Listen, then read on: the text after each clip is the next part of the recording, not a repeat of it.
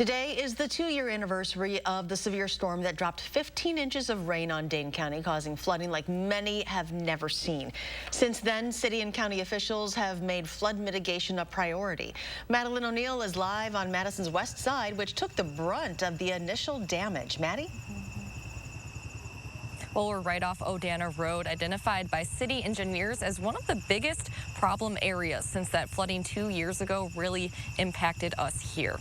City engineers are currently trying to identify potential long-term solutions, including possibly restructuring retention ponds like the one behind me here. But in the meantime, other efforts are already underway.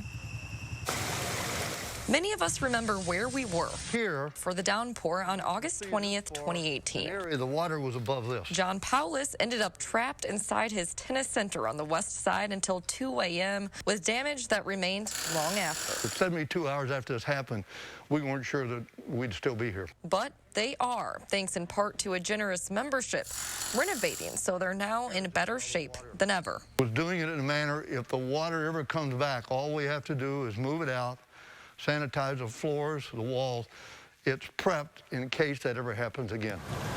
And the climate change is making it worse. So we might have thought we were prepared before, but now we're realizing that as things change, we have to change along with it. Principal engineer Janet Schmidt says the city of Madison is currently working on 10 watershed studies to find problems in the system and plan larger projects for the future, which could mean costly infrastructure changes. Our previous budget before the floods hit us was about $6 million. After the floods hit us, this next year's budget, we're proposing a $21 million budget. Dane County has already spent about $30 million on flood readiness efforts in the past 2 years, according to the executive's office. We can control what we can control, and we have to react to what we can't. That includes purchasing properties to maintain wetlands and prairies that absorb water and dredging channels between lakes so they don't get clogged. The county is also looking at emergency response, purchasing sandbagging machines and extra airboats. When flooding concerns linger. Every time it rains. Are we ready if we see another huge storm event like we did 2 years ago? We're more ready, I would say. So we're in a much better place than we were. In a couple of years, when our dredging projects are completed, we'll be in an even better place.